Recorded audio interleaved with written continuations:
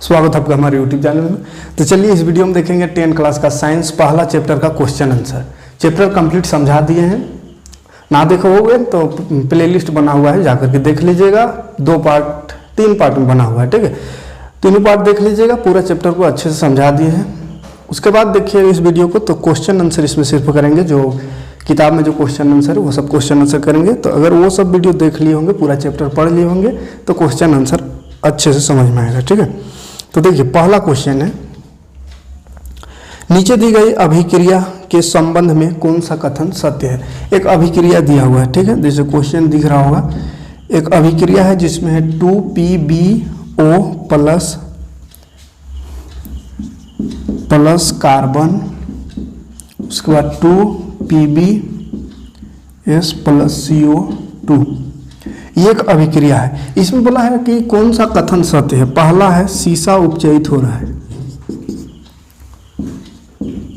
देखिए कौन सा कथन असत्य है बोला है। असत्य माने गलत है ना, कौन गलत है वो बताना है। देखिए ध्यान से देखिएगा, एक अभिक्रिया, ये अभिक्रिया दिया हुआ है। इस अभिक्रिया में बोल रहा है कि ये 4 ऑप्शन दिया हुआ है, 1 2 3 4, चारों में से कौन सही है और कौन गलत है। यानी कौन गलत है वही हमको बात आंसर में लिखना है। कौन असत्य है, असत्य में कौन गलत है, ठीक है। ऑप्शन में है कि A B यानी A और B दोनों गलत है, A C यानी A और C दोनों गलत है। तीसरा ऑप्शन में है A B C यानी A B C तीनों गलत है। चौथा ऑप्शन में सब गलत है। तो कौन सही होगा, देखिए लिखा हुआ यहाँ पहला ऑप्शन में है सीसा अपचयित हो रहा है। अपचयन और उपचयन पढ़ाए थे, उपचयन अपचयन दो चीज पढ़ाए थे। ये उपचयन अपचयन। उपचयन बताए थे कि ऑक्सीजन की वृद्धि होगा या हाइड्रोजन की कमी होगा। तीर का निशान ऊपर माने वृद्धि बढ़ रहा है, नीचे मतलब कम हो रहा है। इसका उल्टा होता है, यहाँ हाइड्रोजन बढ़ेगा या ऑक्सीजन कम होगा, ठीक है। तो उसी को उपचयन और अपचयन कहते हैं। उपचयन का एक और नाम है, शायद उस समय नहीं बताए थे, याद रखिएगा, ऑक्सीकरण है ना। इसको ऑक्सीकरण भी कहते हैं और इसको अवकरण कहते हैं। अवकरण, ऑक्सीजन की वृद्धि होगा तो ऑक्सीकरण, कमी होगा तो अवकरण, ठीक है। तो यहाँ बोला है सीसा अपचयित हो रहा है। सीसा, सीसा मतलब PB, ये PB है ना, PB को सीसा कहते हैं, ठीक है। तो PB अपचयित हो रहा है। अपचयित मतलब समझ में आना चाहिए क्या, ऑक्सीजन की कमी हो रहा है। तो देखिए PB में ऑक्सीजन की कमी हो रहा है। देखिए PbO है यहाँ पे, यानी PbO यानी कि लेड ऑक्साइड था यहाँ पे। तो लेड ऑक्साइड में उधर गया, देखिए ऑक्सीजन की कमी हो गई, ऑक्सीजन की कमी हो गई। लेकिन ऑक्सीजन की कमी किस में हुई है, PbO यानी लेड ऑक्साइड में ना कमी हुई है। यहाँ सिर्फ लिखा हुआ है सीसा में कमी हो रहा है ऑक्सीजन का। तो सीसा में तो ऑक्सीजन था, उधर तो ऑक्सीजन था, तो ये सीसा नहीं कहेगा, ये कहा कहेगा सीसा ऑक्साइड। तो सीसा ऑक्साइड अपचयित हो रहा है, यानी उसमें ऑक्सीजन कम हो रहा है कहता, तो सही है कि सीसा ऑक्साइड था इसमें, यानी ऑक्सीजन था, उधर जाके ऑक्सीजन कम हो गया। लेकिन इसमें बोल दिया खाली सीसा अपचयित हो रहा है, तो सीसा इधर है ये नहीं, सीसा ऑक्साइड है ये, है ना।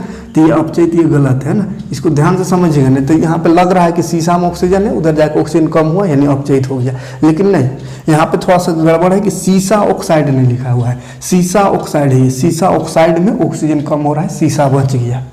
तो सीसा ऑक्साइड अपचयित हो रहा है वो सही था, लेकिन यहाँ सीसा अपचयित हो रहा है तो ये गलत है, ठीक।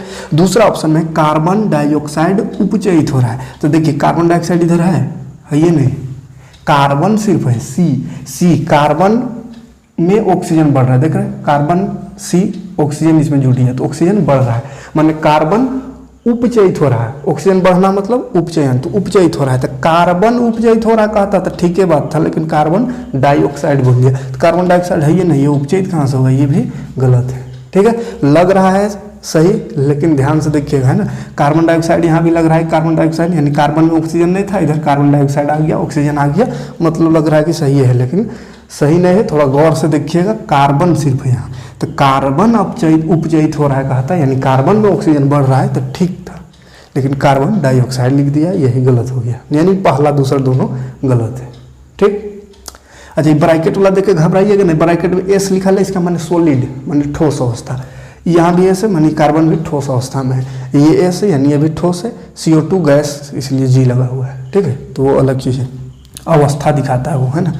तो पहला दूसरा दोनों गलत हो गया। अब यहाँ लिखा देखिए कार्बन अपचयित हो रहा है, माने कार्बन में ऑक्सीजन बढ़ रहा है। तो देखिए इन्हें कार्बन था, उधर गया तो ऑक्सीजन बढ़ गया, तो ठीक है बात है, कार्बन में ऑक्सीजन बढ़ रहा है यानी कार्बन उपचयित हो रहा है। ऑक्सीजन बढ़ना माने उपचयन, तो उपचयित हो रहा है, तो ये सही बात है, सही है। अगला देखिए लेड ऑक्साइड, हाँ ये भी सही है, लेड ऑक्साइड अपचयित हो रहा है यानी लेड ऑक्साइड है PbO यानी लेड ऑक्साइड। लेड ऑक्साइड उधर जाके ऑक्सीजन कम हो गया, माने लेड ऑक्साइड का हो रहा है अपचयित हो रहा है, ऑक्सीजन कम माने अपचयित, तो ये भी सही है, ठीक है। तो पहला और दूसरा दो गलत है, बाकी तीसरा चौथा सही है। तो कौन सा ऑप्शन होगा, देखिए ए और बी। कौन गलत है बोला है, तो ये दोनों गलत है।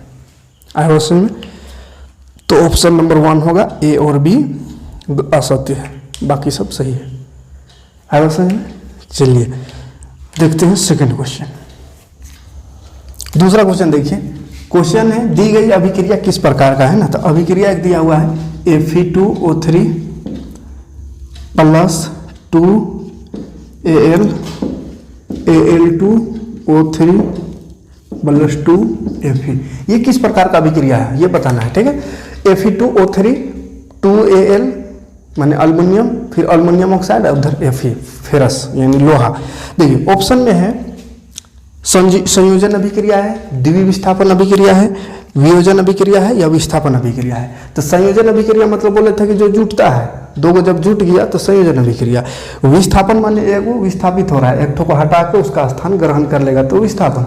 और वियोजन माने टूटना, और द्विविस्थापन मतलब अदला बदली, है ना। तो इसमें क्या हो रहा है देखिए, यहाँ Fe के साथ ऑक्सीजन था, उधर गया तो देखिए थी ऑक्सीजन एल्युमिनियम के पास आ गया, ये एल्युमिनियम अकेले था, एल्युमिनियम यहाँ आया, Fe को हटाया और अपने उसका स्थान ग्रहण कर लिया।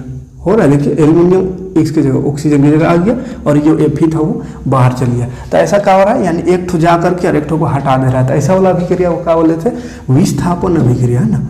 विस्थापन मतलब विस्थापन कर दे रहा है, तो विस्थापन अभिक्रिया है। दोनों तरफ से होता अदला बदली तो द्विविस्थापन अभिक्रिया। तो इसमें बोला कौन सा अभिक्रिया है, तो ये सिंपल सा विस्थापन दिख रहा है, विस्थापन। ये दूसरा। तीसरा क्वेश्चन देखते हैं।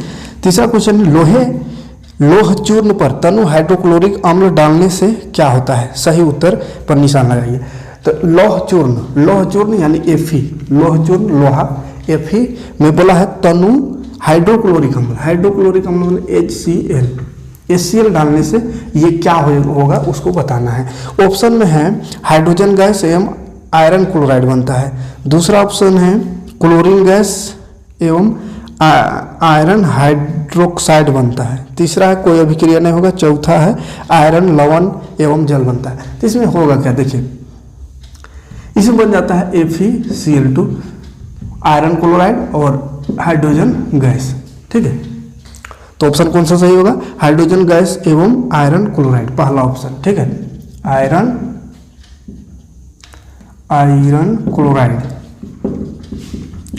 और हाइड्रोजन, तो पहला ऑप्शन लगाइएगा, आयरन क्लोराइड और हाइड्रोजन गैस बन रहा है इसमें, ठीक है। ये चौथा क्वेश्चन देखते हैं, इधर छोटा छोटा, हाँ चौथा क्वेश्चन है संतुलित रासायनिक समीकरण क्या है, रासायनिक समीकरण को संतुलित करना क्यों आवश्यक है। तो रासायनिक संयोजन क्या बोलते हैं, संतुलित रासायनिक अभिक्रिया पढ़ाए थे।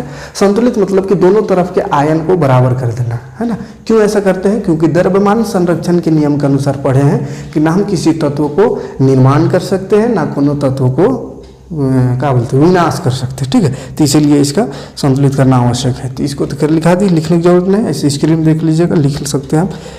जब अभिकारक और उत्पाद दोनों तरफ के प्रत्येक तत्व के परमाणुओं की संख्या को समान यानी बराबर कर दिया जाता है तो उसी को संतुलित रासायनिक समीकरण कहते हैं। क्यों ऐसा करते हैं, तो क्योंकि द्रव्यमान संरक्षण के नियम के अनुसार या द्रव्यमान संरक्षण के नियम को संतुष्ट करने के लिए रासायनिक समीकरण को संतुलित किया जाता है। तो ये इसका आंसर लिख लीजिएगा। ये तो पढ़ा भी दिए पहले भी, इसका लिखा दिए थे उस समय में जब चैप्टर पढ़ा रहे थे। अगला क्वेश्चन है निम्न कथनों को रासायनिक समीकरण के रूप में लिखकर संतुलित कीजिए। चलिए अब मेन क्वेश्चन आ रहा है, ठीक है। ये सब छोटा छोटा क्वेश्चन था, मेन संतुलित करने वाला क्वेश्चन बहुत सारा है, यहीं से 3 क्वेश्चन आता है फाइनल एग्जाम। तो संतुलित करने का देखते हैं। 5वां नंबर, रासायनिक समीकरण लिखना है, संतुलित करना है, ठीक है। क्वेश्चन बोर्ड में दिख रहा होगा। पहला क्वेश्चन है a number, nitrogen nitrogen hydrogen gas से अभिक्रिया कर अमोनिया बनाता है। ठीक है, क्वेश्चन देखते चलिएगा, हम बना दे रहे। देखिए नाइट्रोजन किससे बोल रहा है, नाइट्रोजन है ना, तो नाइट्रोजन का फॉर्मूला क्या होता है, N2 है ना। नाइट्रोजन हाइड्रोजन गैस से यानी H2, हाइड्रोजन का फॉर्मूला H2, तो नाइट्रोजन हाइड्रोजन से अभिक्रिया करके बनाता क्या है, अमोनिया। तो अमोनिया का सूत्र होता है NH3, सूत्र याद रहना चाहिए। ठीक है, नाइट्रोजन N2 हाइड्रोजन H2 अभिक्रिया कर गया तो अमोनिया बन गया तो NH3। अब इसको संतुलित कर देना है। संतुलित मतलब दोनों तरफ का जो तत्व है उसका परमाणु को बराबर कर देना है। देखिए N इधर 2 है, इधर N 1 है, तो 2 लगा देंगे तो 2 हो गया। अब यहाँ 2 लगा दिए तो हाइड्रोजन कितना हो गया, इधर 3 था, ये 2, 3 दूनी 6 हो गया। तो 6 यहाँ लगाएंगे, यहाँ 2 ये है, तो यहाँ 3 लगा देंगे तो 3 दूनी 6 आया, संतुलित हो गया। बी नंबर क्वेश्चन है hydrogen sulphide gas, hydrogen sulphide यानी H2S, hydrogen sulphide plus hydrogen sulphide gas का वायु में दहन करने पर, वायु माने ऑक्सीजन में दहन माने वही जलाएंगे, तो दहन होने पर जल एवं सल्फर डाइऑक्साइड बनता है। जल H2O और सल्फर डाइऑक्साइड का SO2 ये बनता है। तो फिर इसको संतुलित करना है। ठीक है, हिंदी से लिखा हुआ है, उसको पहले से ये अभिक्रिया में लिखेंगे, अभिक्रिया बोलते हैं समीकरण में लिखेंगे, उसके बाद फिर इसको संतुलित करेंगे। देखिए हाइड्रोजन 2 है, हाइड्रोजन 2 उधर में, ठीक है, सल्फर 1 उधर पे, सल्फर 1 ये भी ठीक है लग रहा है। ऑक्सीजन 2 इधर है, ऑक्सीजन उधर देखिए तो 2 और 1 यहाँ 3 हो गया, ऑक्सीजन गड़बड़ आ गया है। तो 3 को तो नहीं कर सकते हैं, 3 को ऑक्सीजन नहीं कर सकते हैं, क्या करेंगे, 4 हो सकता है। तो यहाँ 2 लगा देंगे तो 4 हो जाएगा। तो यहाँ 2 और यहाँ भी 2 लगा देते हैं तो ई 4 हो जाएगा। तो यहाँ 2 लगा है तो ई वाला भी हो जाएगा 4 गो, 2 दूनी 4 गो हाइड्रोजन हो रहा है, इधर 2 ये हुए तो यहाँ भी 2 लग जाएगा। तो 2 दूनी 4 गो हाइड्रोजन, इधर 2 दूनी 4 गो हाइड्रोजन। ठीक है, S 2 गो, अब इधर S कम हो रहा है तो यहाँ लगा दीजिए 2, तो S 2 गो। तो फिर ऑक्सीजन गड़बड़ होगा। देखिए ऑक्सीजन यहाँ 2 गो और यहाँ 2 दूनी 4, तो 4 और 2 6 गो, तो यहाँ 6 बना सकते हैं। ये 2 गो पहले से 3 लगा देंगे। ठीक है, आया बात समझ में। बस परमाणु को बराबर कर देना है, दोनों तरफ का संतुलित हो गया। ठीक, तीसरा है सी नंबर, कहाँ गया, aluminium sulphate, aluminium sulphate A2SO4, aluminium sulphate का ये फॉर्मूला होता है Al2SO4 का होल 3, फॉर्मूला याद रखिएगा। प्लस क्या चीज़ और है, एल्युमिनियम सल्फेट साथ अभिक्रिया करके बेरियम क्लोराइड यानी बेरियम क्लोराइड BaCl2 ये अभिक्रिया करता है, दोनों अभिक्रिया होता है। तो ये क्या देता है, बोल रहा है एल्युमिनियम क्लोराइड यानी AlCl3, एल्युमिनियम क्लोराइड और बेरियम सल्फेट BaSO4 होगा, BaSO4 संतुलित करते हैं। देखिए एल्युमिनियम इधर 2 है, उधर एल्युमिनियम 1 है, 2 लग जाएगा। S देखिए क्या हुआ, S में 3 लगा लेते, 3 गो S है, इधर S 1 है तो यहाँ 3 लग जाएगा, तो 3 गो S हो गया। ऑक्सीजन देखिए, ऑक्सीजन हो गया 4 यहाँ और 3, 4 तिया 12 गो ऑक्सीजन, इधर ऑक्सीजन 4 तिया 12 गो ऑक्सीजन। ठीक है, ऑक्सीजन ठीक है। यहाँ से आते हैं Ba 1 गो, Ba 3 गो यहाँ है तो 3 लगाना पड़ेगा, 3 गो। क्लोरीन में देखिए 3 दूनी 6 गो क्लोरीन, यहाँ 3 दूनी 6 गो क्लोरीन हो गया बराबर।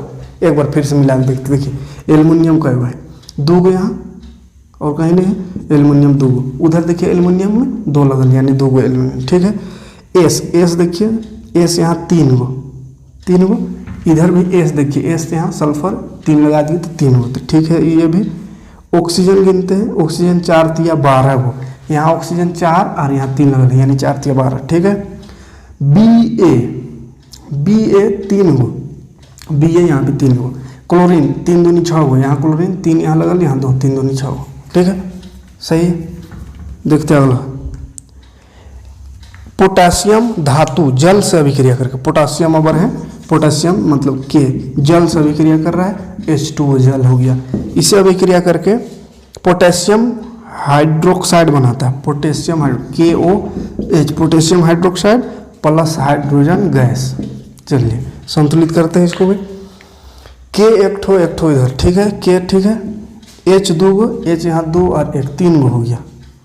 3 गो नहीं कर सकते, 2 दूनी 4 गो कर देते, ठीक है।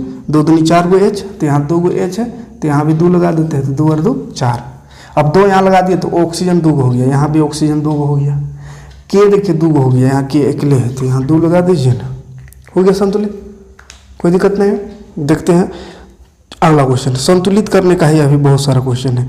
तो 6ठा नंबर भी संतुलित करना है, इसको देखते हैं, स्क्रीनशॉट लेते हैं। चलिए, तो 6 का ए देखते हैं, HNO3 प्लस CaOH का होल टू CaNO3 का होल टू प्लस H2। हाँ संतुलित करते, देखिए संतुलित करिए।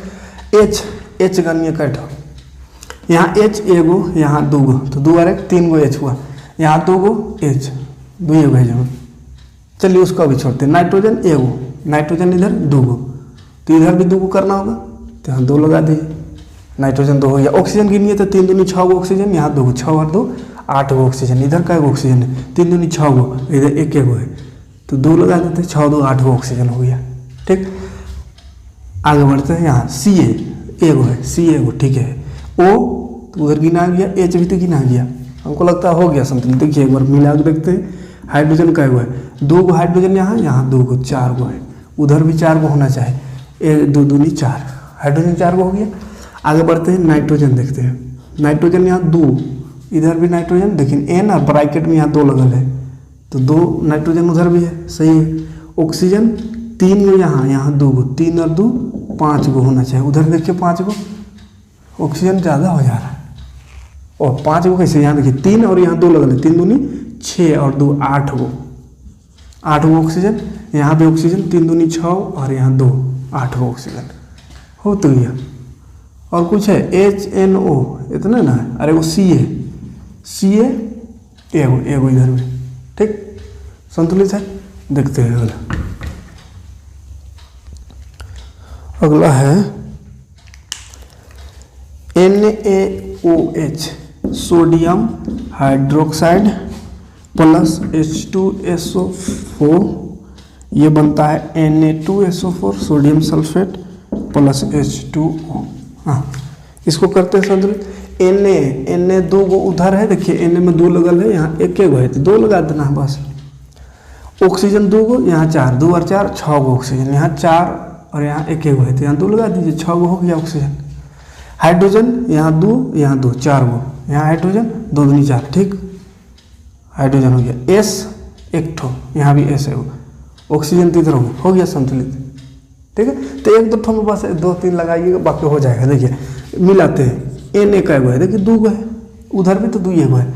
O देखिए यहाँ 2 गो, यहाँ देखिए 4 गो, तो 4 और 2 6 गो ऑक्सीजन, Na भी 6 गो होना चाहिए, 4 गो और ऑक्सीजन में 2 लग गया, तो 6 गो, 4 और 2 6, तो ऑक्सीजन हो गया। हाइड्रोजन यहाँ 2, यहाँ 2 4, हाइड्रोजन यहाँ 2 दूनी 4 हो गया। ये भी हाइड्रोजन है, तो हाइड्रोजन तो गिन लिए। S सल्फर नहीं गिने, सल्फर 1 ठो है, यहाँ भी S एगो, ऑक्सीजन तो यहाँ ही गिना गया, तो ऑक्सीजन को फिर गिनने की जरूरत नहीं, काम खत्म। C नंबर,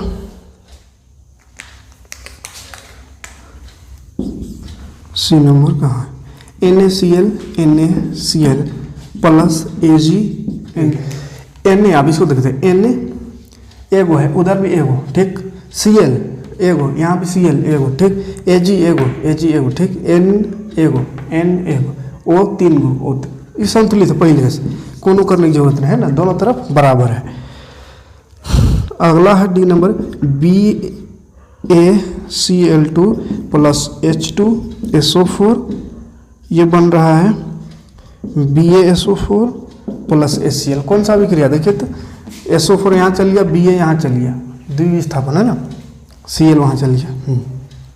खैर अभिक्रिया नहीं जानना है हमको, अभी संतुलित करना। Ba एगो, ठीक है। Cl 2 गो, Cl यहाँ 1 ठो है, तो यहाँ 2 लगा दिए, 2 लगा देते हैं यहाँ, ताकि ये बराबर है। चल 2 गो लग गया, Cl का काम खत्म। हाइड्रोजन 2 गो, हाइड्रोजन यहाँ भी 2 गो, ठीक।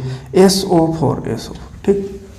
देखिए मिलाते हैं, Ba 1 ठो, ठीक। Cl नीचे 2 लगल है, माने 2 गो, Cl यहाँ 2 लगा दिया, माने 2 गो, ठीक है। हाइड्रोजन 2 गो, हाइड्रोजन यहाँ 2 लगल है, 2, ठीक। S एगो, O 4 गो, हो गया। 4 गो था क्वेश्चन। हाँ तो ये 6ठा नंबर हो गया। 7वां नंबर भी संतुलित करना है। देखिए 7वां नंबर अब देखते हैं। 7वां नंबर है निम्न अभिक्रिया के लिए संतुलित रासायनिक समीकरण लिखिए। फिर से अब देखिए हिंदी से लिखा हुआ है, हिंदी में लिखा हुआ है, उसको पहले समीकरण बनाना है, उसके बाद संतुलित करना है। ठीक, तो पहला है calcium hydroxide, calcium hydroxide. Calcium hydroxide का सूत्र यह होता है CaOH का होल टू, कैल्शियम हाइड्रोक्साइड, बुझा हुआ चूना। बुझा हुआ चूना को बोला है कार्बन डाइऑक्साइड से अभिक्रिया कराइए, CO2 से, कार्बन डाइऑक्साइड से, तो ये बन जाता है कैल्शियम कार्बोनेट। कैल्शियम कार्बोनेट यानी CaCO3, कैल्शियम कार्बोनेट, साथ में जल होगा, हाँ साथ में जल H2, हाँ संतुलित करते हैं। देखिए Ca एक ठो है, एक ठो उधर भी है, Ca ठीक। O देखिए तो 2 गो यहाँ और यहाँ 2, 4 गो, ऑक्सीजन यहाँ 2 एगो, यहाँ 3 गो, 4 गो हो गया। हाइड्रोजन 2 गो, हाइड्रोजन 2 गो, ठीक। C एगो, ठीक। ऑक्सीजन 2 गो, अच्छा ऑक्सीजन तो गिन लिए, मतलब संतुलित है पहले से, हैं, हाँ। देखिए कैसे संतुलित है देख लीजिए फिर एक बार गिन के। Ca कट है इधर है, एगो है, इधर Ca करेगो, एक ठो ना है, ये वाला एक ठो है। ऑक्सीजन यहाँ देखिए, ऑक्सीजन 2 गो यहाँ, 2 यहाँ, 4, ऑक्सीजन यहाँ 3 और 1, 4, ठीक है। हाइड्रोजन 2, हाइड्रोजन कितना 2 गो, इधर हाइड्रोजन 2 गो, ठीक है। यहाँ C कार्बन एगो, C यहाँ ये वाला, ये Ca है, Ca माने कैल्शियम है ना, खाली Ca है, C कार्बन एगो, ठीक है। और ऑक्सीजन तो यहीं गिनाया है, तो ऑक्सीजन फिर गिनने की जरूरत नहीं, तो ये संतुलित हो गया। बी नंबर में है जिंक, Zn, जिंक माने Zn प्लस सिल्वर, संतुलित अब करते हैं। जिंक देखिए एक ठो है, जिंक एक ठो, जिंक तो ठीक है। Ag एगो है, Ag एगो, ठीक है। N एगो, N यहाँ 2 गो है, N के नीचे ब्रैकेट में 2 लगल है, मैंने 2 गो है, तो यहाँ लगा देंगे 2, तो N 2 गो हो गया, तो Ag भी तो 2 गो हो गया, तो यहाँ Ag में भी 2 लगा देंगे, ठीक है। अब ऑक्सीजन 2 गो, ऑक्सीजन यहाँ देखिए तो 3 दूनी 6 गो है, बाप रे बाप। अच्छा AgNO3 होगा, सूत्र गलत लिखल है यहाँ, हम भी गलत लिखते हैं। AgNO3 होता है सूत्र इसका, किसका, सिल्वर नाइट्रेट का है ना, NO3 मतलब नाइट्रेट, NO लिख दिए थे खाली। अब मिला जिंक एगो, Ag 2 गो, N 2 गो, N यहाँ भी 2 गो, O 3 दूनी 6 गो, O यहाँ भी 3 दूनी 6, ठीक। तीसरा है एल्युमिनियम, तो aluminium Al plus copper chloride CuCl2, copper chloride, ये बनता है, बोल रहा है एल्युमिनियम क्लोराइड, AlCl3 फॉर्मूला है, AlCl3 प्लस कॉपर माने Cu। चल संतुलित करते हैं। एल्युमिनियम एक ठो, ठीक है। Cu एगो, ठीक है। Cl2 उधर 3 गड़बड़ हो रहा है। Cl यहाँ 3 गो, यहाँ 2 एगो है, तो 3 गो तो नहीं कर सकते, 4 गो कर सकते हैं या 6 गो कर सकते हैं। कितना करने से फायदा होगा, 3 लगा देंगे तो Cu 3 गो, अरे 3 दूनी 6 गो हो जाएगा, क्लोरीन 6 गो हो जाएगा, 3, अच्छा 2 लगा के देख, 2 दूनी 4 गो क्लोरीन हो जाएगा, तो 3 गो है। 3 गो को 4 गो नहीं कर सकते, 6 करने से ठीक होगा। देखिए 6 करने से क्यों ठीक होगा, क्योंकि 3 दूनी 6, तो यहाँ 3 है, तो 2 से गुना कर देंगे तो 3 दूनी 6, ये भी हो जाएगा। और एल्युमिनियम 2 गो हो गया, तो यहाँ भी एल्युमिनियम 2 गो लगा दीजिए, और कॉपर यहाँ 3 गो, 3 Cu, ठीक है। एल्युमिनियम 2 Cu 3 Cl यहाँ 2 है, यहाँ 3 दूनी 6, यहाँ 3 दूनी 6, ठीक है। तो थोड़ा सा रफ करके देख लीजिएगा, 1 2 3 ऐसा लगा करके संतुलित हो गया, तो फिर उसको फाइनल लिखिएगा, एक के बार में गड़बड़ हो सकता है शुरू। अगला है barium chloride, BaCl2, barium chloride plus potassium sulphate K2SO4, potassium sulphate, ये बनता है बेरियम सल्फेट BaSO4 और पोटेशियम क्लोराइड KCl खाली होगा, KCl पोटेशियम क्लोराइड। BA1 ठीक। Cl 2 गो, Cl एक हो, यहाँ 2 लगा देते हैं, K 2 गो, ठीक। SO4 संतुलित हो गया है, खाली वहाँ 2 का कमी था, 4 गो है, हाँ 4 क्वेश्चन हो गया। 7वां नंबर, 8वां नंबर भी संतुलित करने का है, फटाफट कर दे रहे हैं सभी को। 8वां नंबर में क्वेश्चन, निम्न अभिक्रियाओं के लिए संतुलित रासायनिक समीकरण लिखिए एवं प्रत्येक अभिक्रिया का प्रकार बताइए।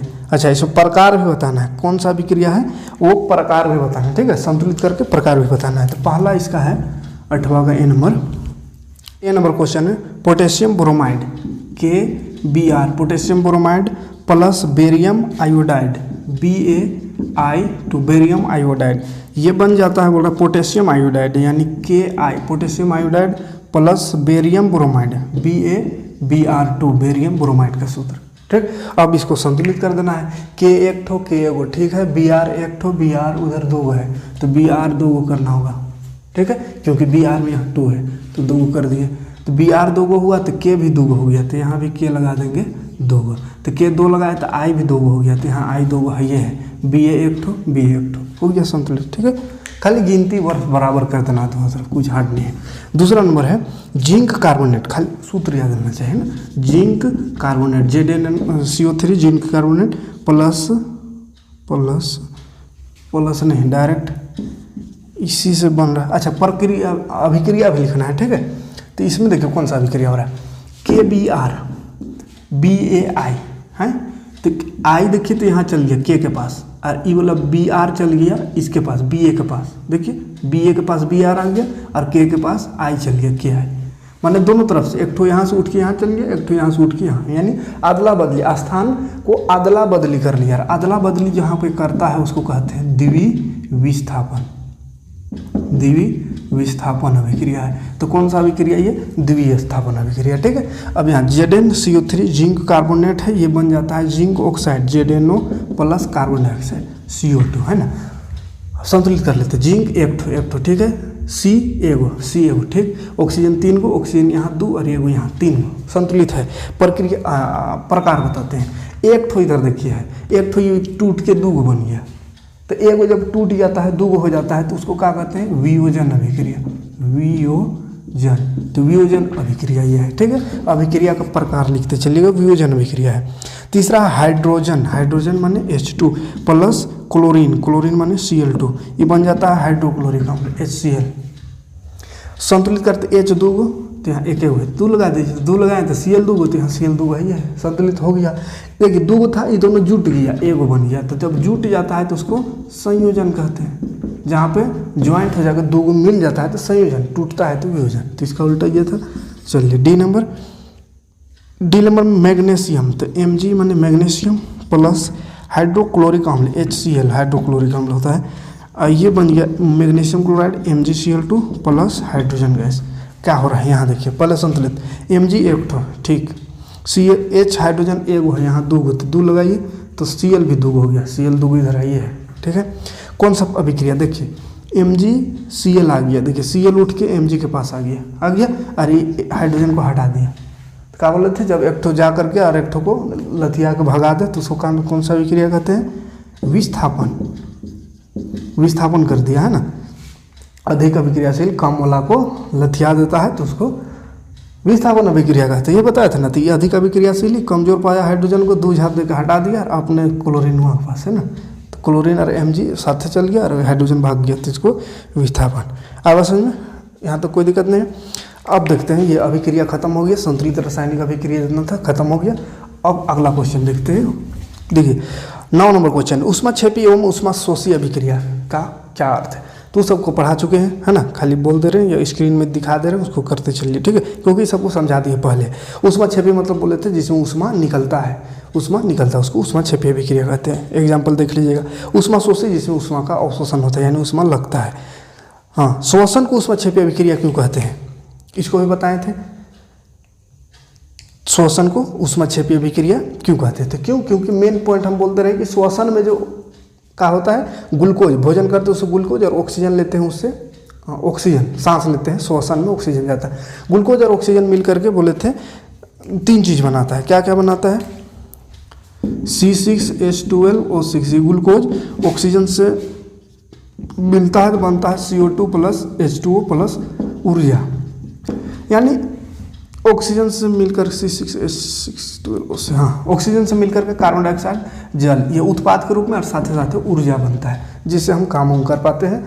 बोल पाते, चल पाते, कुछ भी काम होता है शरीर में तो ऊर्जा के कारण। तो ये ऊर्जा कहाँ से? श्वसन की क्रिया के दौरान ही मिल रहा है। तो जहाँ श्वसन ऊर्जा निकलता है उसी को ऊष्माक्षेपीय अभिक्रिया कहते हैं। तो श्वसन में ऊर्जा निकल रहा है तो इसको भी तो ऊष्माक्षेपीय न कहेंगे ना, तो इसलिए ऊष्माक्षेपीय अभिक्रिया कहते हैं। स्क्रीन में दिख रहा होगा, वहाँ से लिख लीजिएगा इसका डिफिनेशन।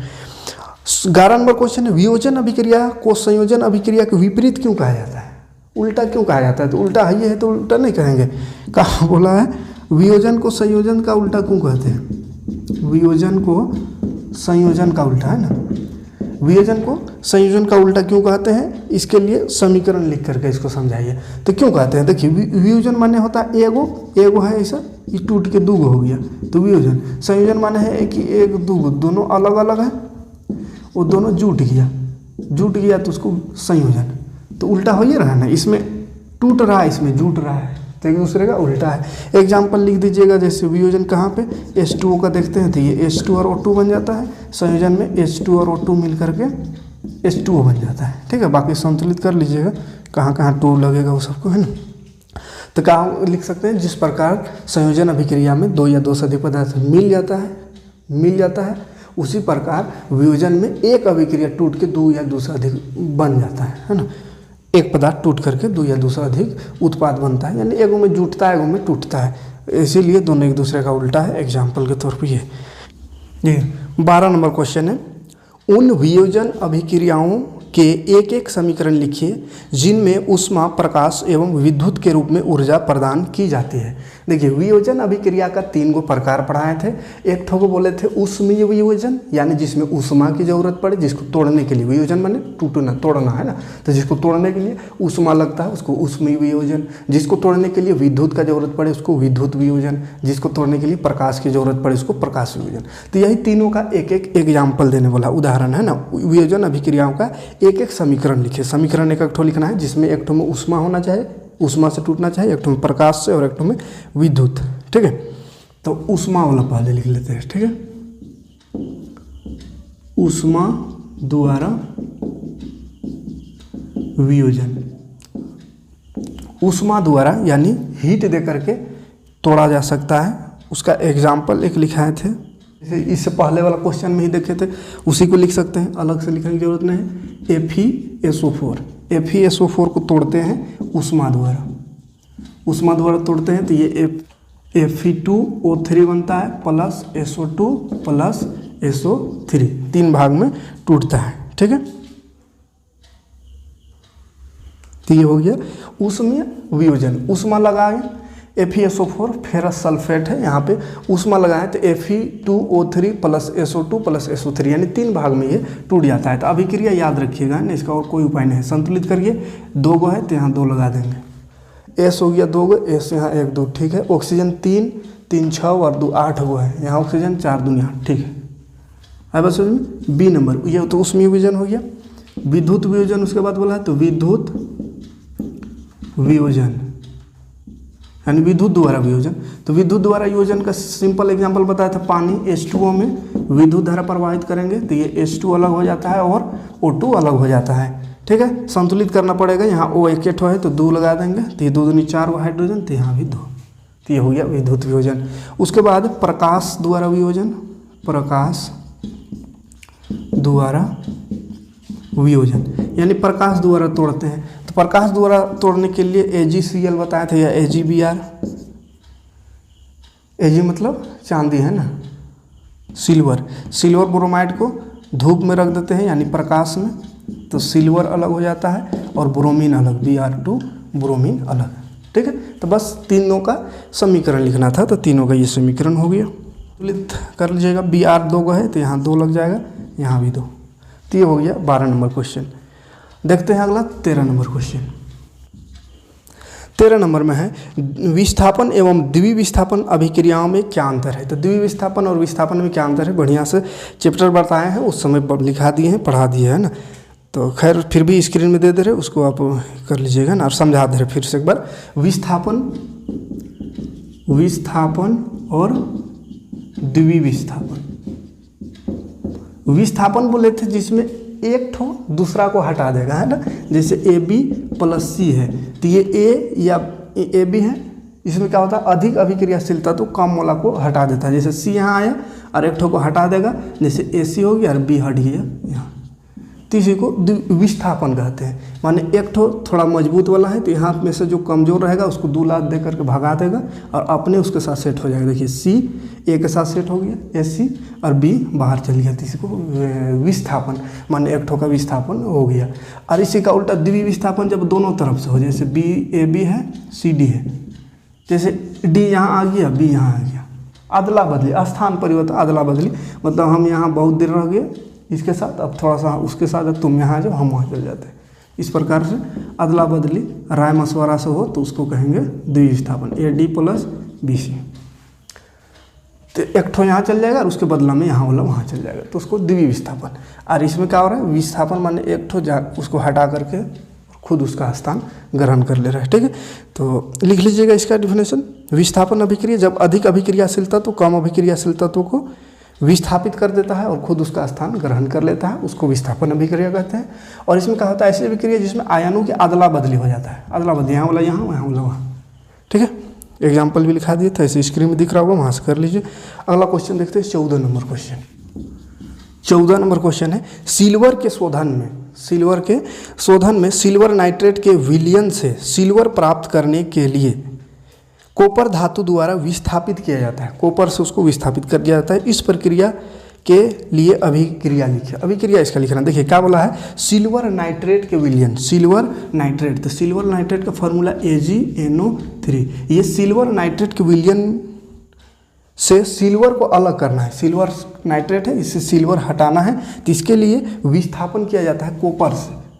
तो कॉपर Cu है ना, लिखा हुआ है यहाँ पे, सिल्वर प्राप्त करने के लिए, यानी Ag सिल्वर है, ये सिल्वर को हटाने के लिए कॉपर से सिल्वर प्राप्त करने के लिए कॉपर धातु द्वारा विस्थापित किया जाता है। तो कॉपर से विस्थापित कर दिए तो क्या हो जाएगा, Ag अलग हो जाएगा ना, CuNO3 और कॉपर का संयोजकता 2 होता है, तो ये 2 यहाँ आ जाएगा, यानी कॉपर नाइट्रेट बन जाएगा और ये वाला Ag जो है वो अलग हो जाएगा। तो Ag अलग हो गया, देखिए Cu आया यहाँ पे और इसको लथिया के हटाया और इसको ना हटाया, किसको, Ag को, है ना, Ag को हटा करके कॉपर खुद उसका स्थान ग्रहण कर लिया, Ag उधर बाहर। तो Ag को अलग करने के लिए, यानी सिल्वर को अलग करने के लिए कॉपर से इसको विस्थापित कर दिया जाता है, तो उसका अभिक्रिया लिखना था, तो ये लिखा गया अभिक्रिया समीकरण।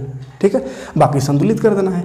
Ag एक ठो है, ठीक है, NO3 2 है, माने N 2 है, तो N यहाँ एक दिख रहा है, यहाँ 2 लगा देंगे, तो N 2 को लगाए तो ऑक्सीजन हो गया 3 दूनी 6 गो, ऑक्सीजन यहाँ देखिए 3 दूनी 6 गो है। ठीक है, कॉपर 1 है, कॉपर 1 है, Ag 2 को हो गया, इधर Ag एक दिख रहा है तो 2 लगा देंगे।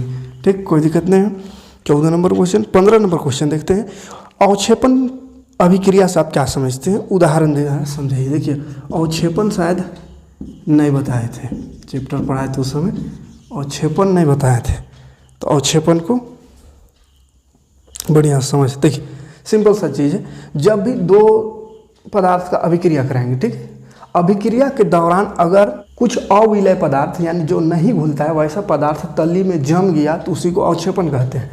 जैसे कोई बीकर में अगर हम यहाँ पे अभिक्रिया करा रहे हैं, 2 तत्वों को मिला रहे हैं, 2 पदार्थ को मिला रहे हैं, कोई पदार्थ है इस तरह का, एक और पदार्थ को मिला दिए इसमें, यानी अभिक्रिया करा दिए। ठीक है, तो अभिक्रिया होने के बाद क्या होगा, इसका जो ये है तली, इसमें कुछ जम जाएगा अविलय पदार्थ, जो कि इसमें नहीं घुलेगा। जैसे कि रेत और या मिट्टी और पानी घुला हुआ है, तो मिट्टी और पानी को थोड़ा देर के लिए छोड़ देंगे तो जितना भारी कण है रेत वाला वो सब नीचे जम जाता है ऐसा, तो नीचे जो जम गया इसी को अवक्षेपण कहते हैं। ये जमना क्या कहलाता है, अवक्षेपण। ठीक है, तो अविलय पदार्थ यानी जो घुलता नहीं, रेत है तो रेत तो पानी से घुलेगा नहीं, तो रेत नीचे जम जाता है तो उसी को अवक्षेपण कहते हैं। तो रेत तो सिंपल वाला एग्जांपल हो गया, फिजिकल वाला। केमिकली इसका एग्जांपल क्या होगा देखिए, और लिखना चाहे तो क्या लिखेंगे, ऐसी अभिक्रिया जिसमें अविलय लवण बनता है और जो कि अभिक्रिया से पृथक, विलयन से पृथक हो, यानी अलग हो जाता है, ये विलयन से अलग हो जाता है। ठीक है, तो अवक्षेपण अभिक्रिया कहलाता है। स्क्रीन में दिख रहा होगा, लिख लीजिएगा। समझना बस इतना ही है कि 2 चीज़ को घोल दिए तो एक कुछ चीज़ यहाँ पे जम जाएगा, जो घुलने वाला नहीं रहेगा वो नीचे जम जाएगा, यानी इसको हम आराम से यहाँ से हटा सकते हैं। विलयन से ये समझिए तो अलग हो जाता है। तो ये जो बैठ जाता है अघुलनशील पदार्थ, वही अवक्षेपण है। ठीक है, तो इसका केमिकली इसका क्या रिएक्शन होगा उसको देखते हैं। जैसे AgNO3 प्लस NaCl नमक, इसको घोलेंगे तो ये बन जाता है AgCl प्लस NaNO3, इसी का अवक्षेप बनता है ना। AgCl यानी सिल्वर क्लोराइड, इसका नाम क्या हो जाएगा, सिल्वर क्लोराइड। तो सिल्वर क्लोराइड और ये सोडियम नाइट्रेट, तो सोडियम नाइट्रेट विलयन रहेगा और ये नीचे तली में जम जाएगा, अवक्षेप जम जाएगा। AgCl यानी सिल्वर क्लोराइड का है ना, सिल्वर नाइट्रेट और NaCl यानी नमक को घोलेंगे तो AgCl यानी सिल्वर क्लोराइड का अवक्षेप प्राप्त होगा, बाकी विलयन अलग हो जाएगा। तो इसको अवक्षेपण अभिक्रिया कहेंगे। ठीक, अगला क्वेश्चन है 16 नंबर क्वेश्चन। ऑक्सीजन का योग या ह्रास के आधार पर निम्न पदों की व्याख्या कीजिए। उपचयन और अपचयन। तो ये उपचयन अपचयन बहुत बार बता चुके हैं, चैप्टर पढ़ाए उस समय बता दिए हैं, है ना। उपचयन माने ऑक्सीजन की जहाँ वृद्धि होगा या हाइड्रोजन की कमी। अपचयन यानी कि ऑक्सीजन की कमी या हाइड्रोजन की वृद्धि। ठीक है, तो ये सबको बहुत बढ़िया समझा दिया। ऐसे इसके ऑक्सीजन बढ़े उपचयन है, या और ऑक्सीजन कम हो तो अपचयन। ठीक, 17 नंबर क्वेश्चन देखते हैं। 17 नंबर जो पढ़ा चुके बार बार आ रहा है उसको पार करते रहे हैं, कहे कि बार बार एक एक चीज़ को कितना समझाए ना, जो नया चीज़ आ रहा है उसको थोड़ा डिटेल समझाएंगे। जैसे 17 नंबर दिख रहा है कुछ नया चीज़। एक भूरे रंग का चमकदार तत्व बोल रहा है एक्स है, एक भूरे रंग का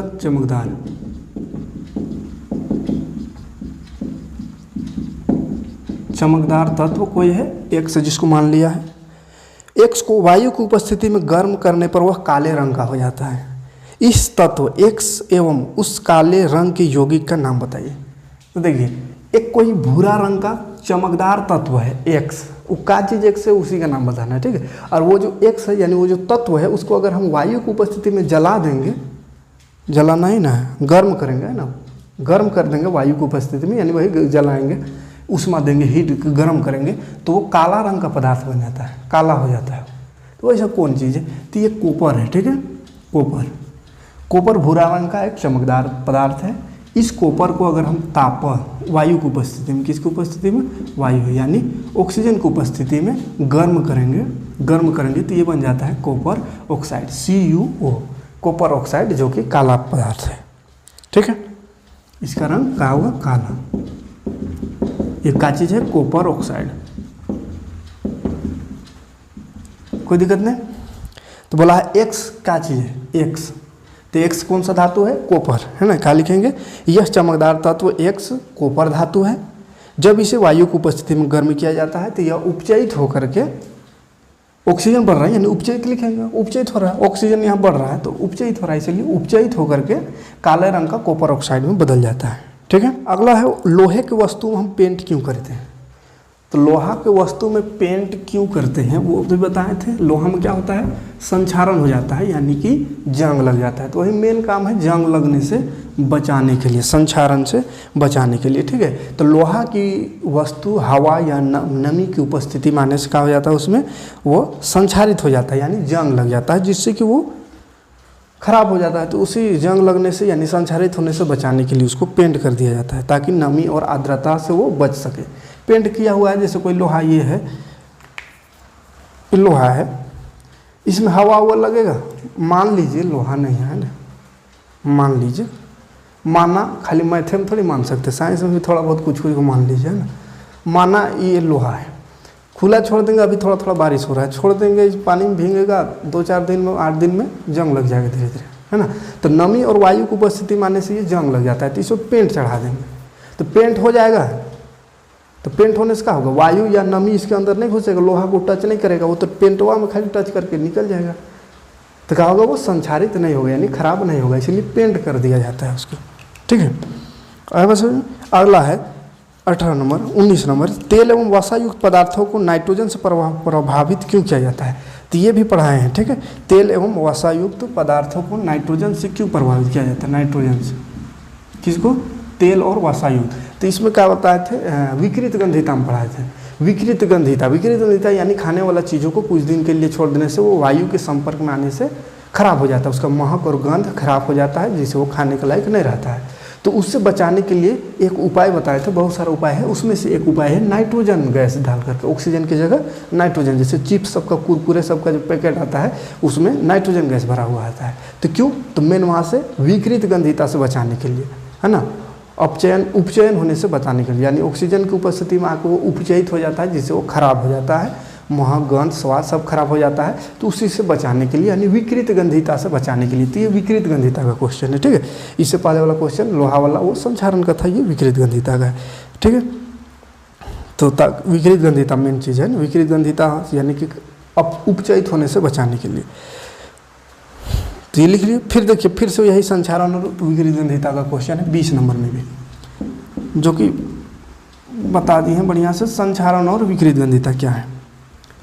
तो बस समझा दे रहे हैं, और स्क्रीन में दिख रहा होगा इसका आंसर, अगर लिखना चाहे तो वहाँ से लिख सकते हैं या अपने से भी लिख सकते हैं। संचारण मतलब ये क्या होता है? लोहा की वस्तु में, यानी धातु में, ऐसा नहीं खाली लोहे में, सोना चांदी कॉपर सब में होता है।